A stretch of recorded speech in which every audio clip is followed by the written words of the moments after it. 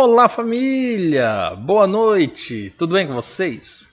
Comigo está tudo ótimo, graças ao nosso bom Deus. Estamos começando mais um vídeo, mais um estudo sobre profecias. Hoje nós vamos falar sobre uma profecia que no meio cristão, principalmente entre os judeus, eu falo meio cristão, judeus, lembrando que são religiões abraâmicas, mas são religiões distintas. Judaísmo é uma religião, cristianismo é outra religião, tá bom? Entretanto, existe uma profecia dos judeus que traz muita força dentro do cristianismo. E aí hoje nós vamos falar um pouquinho justamente a respeito dessa profecia, o terceiro templo. Nós vamos ler algumas passagens que fundamentam esta profecia e ao final dela verificar se ela está prestes a se cumprir, se vai levar muito tempo ou se porventura ela não tem fundamento bíblico de fato. Para começar, nós iremos estudar essa profecia e eu vou ler para vocês pelo menos 3 versos iniciais que é a base desta profecia. Tá? Existem outras passagens, eu vou fazer citação delas aqui, mas nós vamos interpretar juntos. Uma coisa importante eu destacar para vocês em relação a esta profecia é o fato de que, como ela é uma profecia judaica acerca do terceiro templo, que traria de volta os judeus ao topo do mundo, dominando o mundo, é uma profecia que desconsidera o que Cristo falou e o que os apóstolos falaram. Lembrando que o próprio Cristo é rejeitado pelos judeus e também o evangelho é retirado dos judeus e fornecido aos gentios. Então é uma profecia que ignora esse aspecto e coloca de novo os judeus no centro do mundo. Ok? Então é importante eu destacar isso. Segundo, é importante eu destacar que esta profecia é estruturada em uma tradição e em alguns textos isolados de contextos que não diz respeito a um terceiro templo. E aí, conforme nós vamos lendo, você vai percebendo isso. Primeiro texto que eu quero ler para vocês é do profeta Zacarias, no capítulo 1, no verso 16, que diz assim: Portanto, assim diz o Senhor, voltei-me para Jerusalém com misericórdia. Nela será edificada a minha casa, diz o Senhor dos Exércitos, e o cordel será estendido sobre Jerusalém. Aqui é dito que, mesmo Jerusalém passando por um cativeiro, lembrando que o profeta Zacarias, ele escreve isso com Jerusalém estando em cativeiro, Deus está dizendo que ele voltaria a Jerusalém com misericórdia e a sua casa seria edificada ali. Espera aí então. Depois do cativeiro babilônico, Deus voltaria a olhar para Jerusalém com misericórdia e edificaria ali a sua casa. Eu acho que eu lembro disso, hein? Eu lembro inclusive alguém no alto do monte olhando para Jerusalém, chorando por Jerusalém. Oh, Jerusalém, Jerusalém, por quantas vezes, quis ajuntar-vos. Enfim, tá, mas vamos juntando.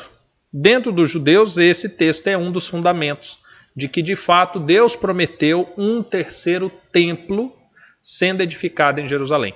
Aí nós temos agora no capítulo 6, do profeta Zacarias, nos versos 12 e 13, dizendo bem assim: E fala-lhe, dizendo, assim diz o Senhor dos Exércitos, eis aqui um homem cujo nome é Renovo. Renovo. Ele brotará do seu lugar. Como assim? Brotará do seu lugar. E edificará o templo do Senhor. Opa, então Deus está falando de um homem cujo título, não é nome, cujo título dele é Renovo. Ele vem de um lugar e é ele quem edificará o templo do Senhor. Ok. Ele mesmo edificará o templo do Senhor. Ou seja, o segundo templo levou 46 anos para ser edificado por muitas pessoas. Este, o renovo, que brota de um lugar, ele mesmo edificará o templo, sozinho. E é ele quem levará a glória. Então, a glória de Deus será vista e quem traz é o renovo. Ele assentar-se-á no trono e dominará. Então, quer dizer, no trono de Deus, este renovo se sentará lá. E ele dominará.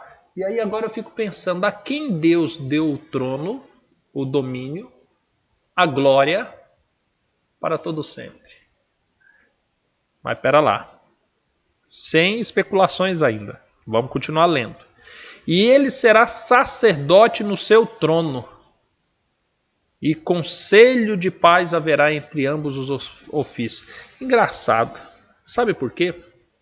Quando eu leio tudo isso daqui, só me vem um nome na cabeça. Jesus Cristo. Ele foi o renovo de Deus. Ele é que veio do céu e aqui edificou o templo do Senhor. Foi ele mesmo quem edificou. Como assim ele mesmo? Calma, daqui a pouco nós vamos ler isso. E aí foi prometido que ele se assentaria no trono do Pai. Lembra quando ele prometeu aos discípulos falando que ele se assentaria junto com ele?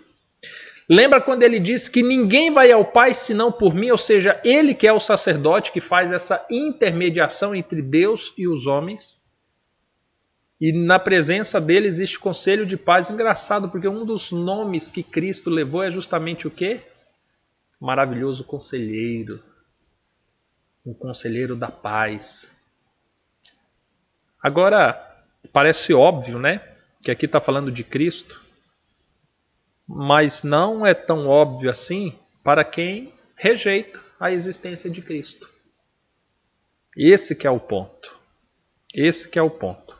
Agora, quando nós olhamos essa profecia, e eu já falei para vocês que a Bíblia se completa, Antigo e Novo Testamento, agora nós vamos para algumas passagens bíblicas que os judeus não consideram. Porque aí agora eles anulam, né, todo o peso daquilo que Cristo falou, do que os apóstolos falaram.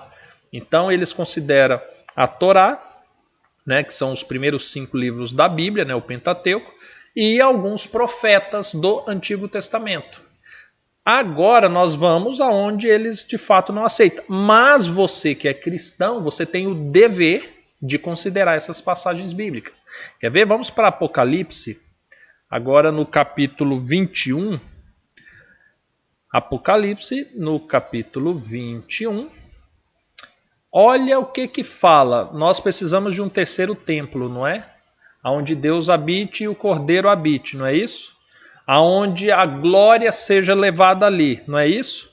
Aonde o domínio do nosso Senhor se exerça sobre todas as nações, não é isso? Olha o que João diz. Eu vi a santa cidade, Jerusalém. Jerusalém? Não, a nova Jerusalém. É aquela que faz divisa com a Cisjordânia e está em guerra com Gaza. Não, é a que de Deus descia do céu, adereçada como uma esposa ataviada para o seu marido. E ouvi uma grande voz do céu que dizia: eis aqui o tabernáculo de Deus com os homens. Pois com eles habitará, e eles serão seu povo, e o mesmo Deus estará com eles e será o seu Deus. Ou seja, a Bíblia realmente fundamenta um terceiro templo. Só que esse terceiro templo é após a vinda de Cristo. É após o juízo dos 1000 anos. É quando a nova Jerusalém desce do céu, aonde Deus e o Cordeiro ali habitarão.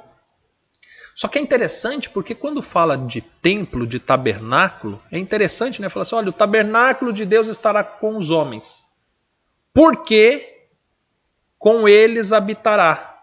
Mas como assim? Então quer dizer que a presença de Deus já é um tabernáculo? A presença de Cristo já é um tabernáculo? Como assim, Diego? Isso faz algum sentido? Faz. Olha só como é que continua o Apocalipse 3, agora quando nós vamos para os versos 22 e 23.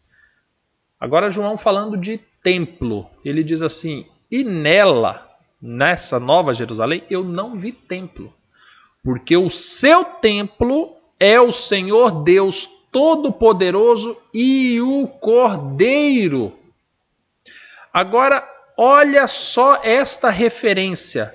Agora João fala assim, olha, vai haver uma nova Jerusalém. E nem na Nova Jerusalém não haverá um templo como conhecido pelo povo de Israel. Por quê?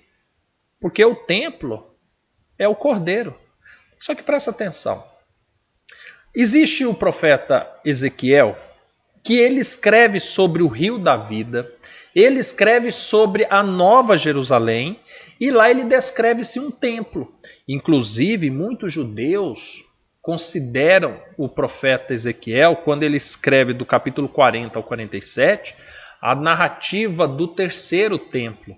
Só que, curiosamente, esse terceiro templo tem a presença de Deus nele, o seu príncipe, os sacrifícios mudaram, o sacerdócio mudou, as divisões da terra mudou, a imortalidade opera nela, por meio do rio da vida que sai do meio do trono de Deus e corta toda a cidade. E aí, muitos leem Ezequiel do 40 ao capítulo 47 e diz assim, tá vendo, Diego? Haverá sim um templo. E eu, particularmente, acredito sim que haverá uma morada, mas não na mesma condição de templo que nós conhecemos aqui na terra quando foi instituída por Moisés e depois quando foi reerguida após o cativeiro. Porque agora nós temos dentro do Evangelho uma explicação.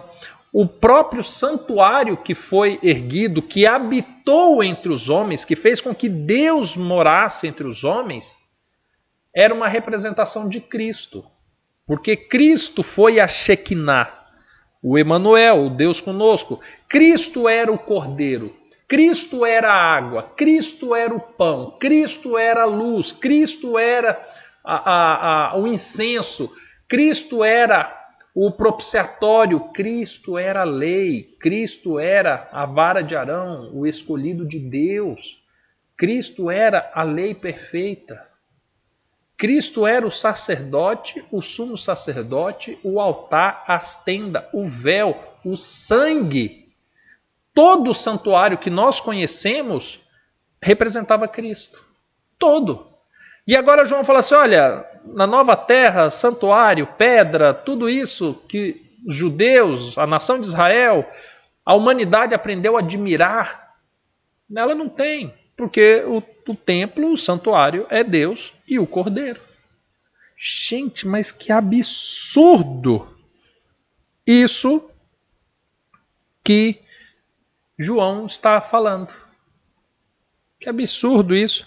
Sabe por quê? Soa-se isso como um absurdo? Porque agora nós precisamos lembrar aquilo que foi dito por Cristo no Evangelho de João. Deixa eu ver se eu me recordo. Se é João capítulo 2. É João capítulo 2? Me ajudem. Deixa eu ver se é.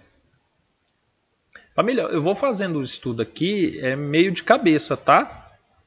Por isso que de vez em quando eu lembro de citar alguma passagem e aí eu procuro a passagem junto com vocês. Mas, salvo engano, é João capítulo 2, que Jesus deixou bem claro essa questão do templo. Você quer ver? Aqui, ó.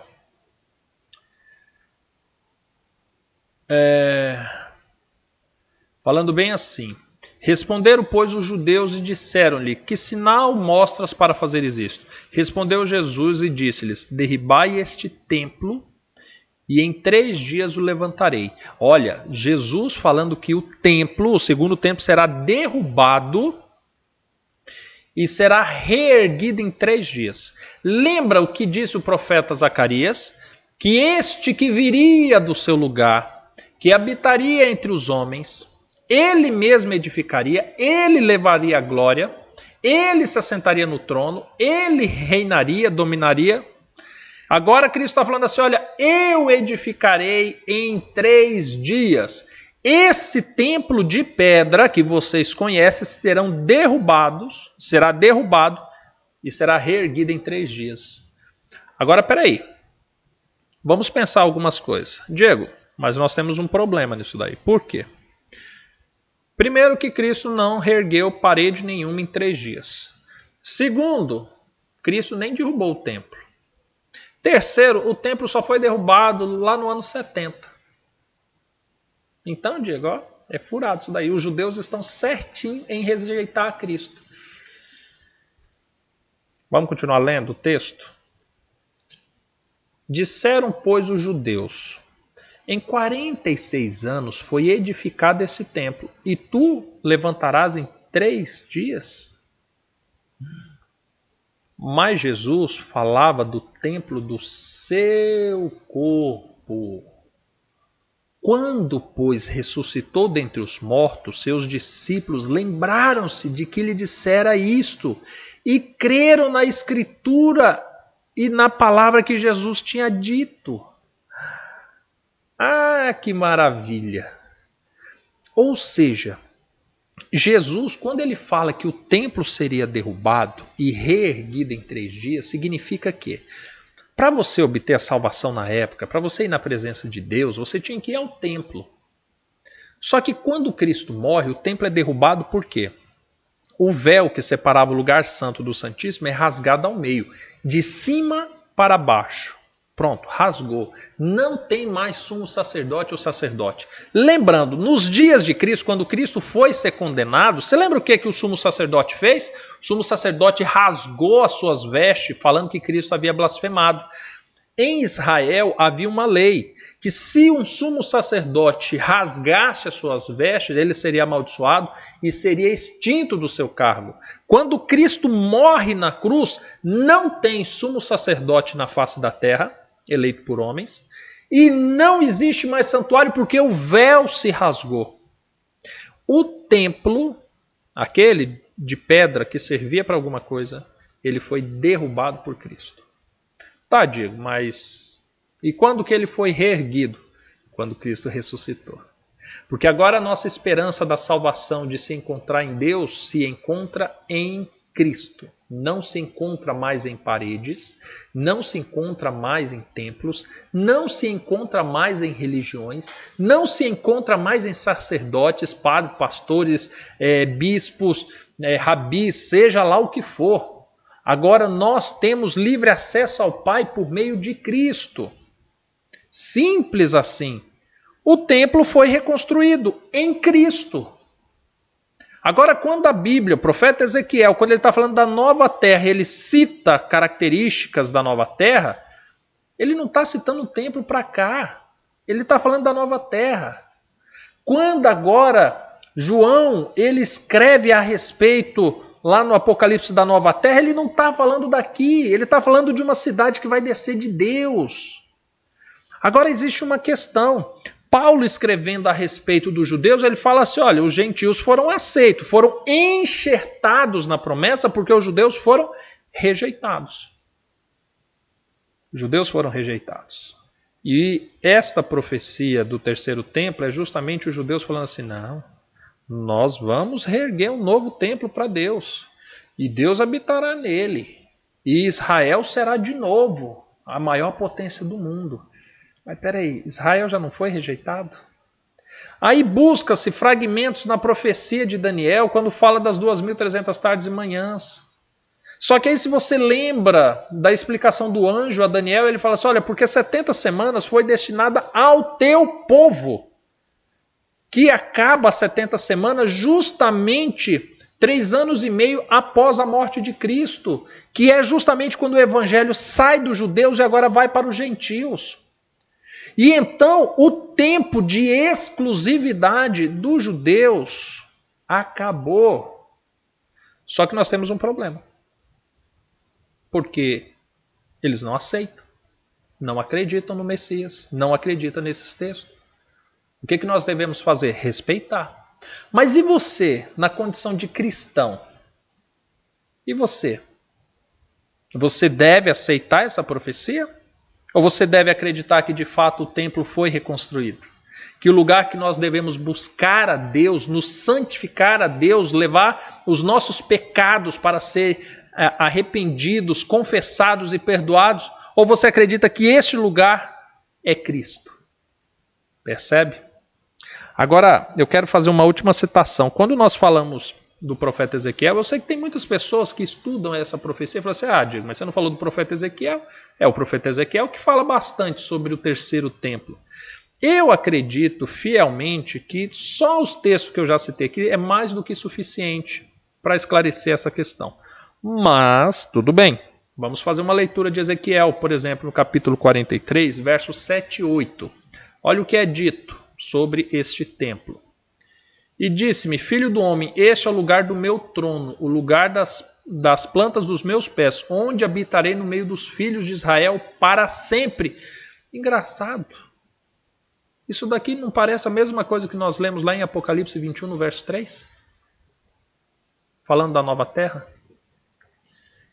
E os da casa de Israel não contaminarão mais o meu nome santo, nem eles, nem os seus reis, com as suas prostituições e com cadáveres dos seus reis, nos seus altos.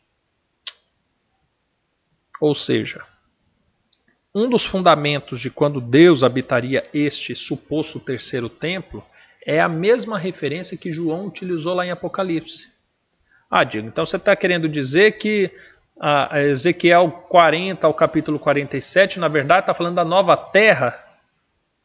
Vamos ler mais um verso? Eu quero agora chamar você para o capítulo 47, no verso 12, quando está falando da nova terra. E aí lá da nova terra ele fala do rio, o rio da vida. E fala bem assim, e junto ao rio, a sua margem, de um lado e de outro, nascerá toda sorte de árvore que dá fruto para se comer. Não cairá a sua folha, nem acabará o seu fruto. Nos seus meses produzirá novos frutos, porque as suas águas saem do santuário, e o seu fruto servirá de comida e a sua folha de remédio para as nações. Quando você lê em Apocalipse, lá também fala do rio da vida, que sai do trono de Deus e sai levando vida para toda a face da terra, repleto de árvores da vida nas suas margens, nos seus leitos, dando a essas árvores um fruto cada mês, e em todos os meses ela não cessa de dar frutos, suas folhas não caem. Por quê? Porque é para a cura das nações.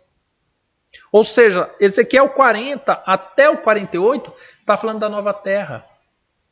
Não está falando de um trono, de um santuário aqui na terra. Mesmo porque Cristo esclareceu muito bem esse assunto. Ele é o santuário.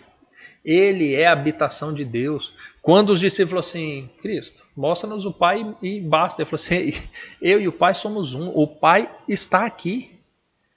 E aí depois, quando nos entende essa concepção, ele promete o Espírito Santo de Deus, que vai habitar onde? Qual é o templo? Qual é o santuário que o Espírito de Deus habita desde quando Cristo subiu ao céu? Qual é esse santuário?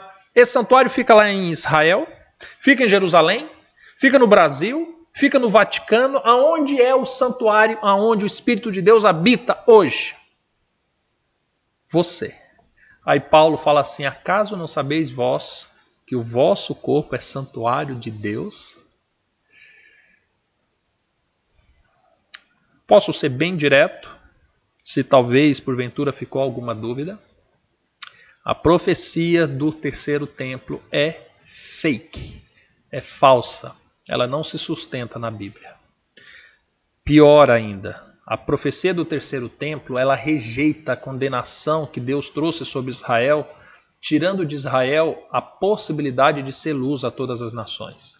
Terceiro, a profecia do terceiro templo rejeita a Cristo como o único santuário do qual nós podemos nos achegar para estarmos próximos de Deus.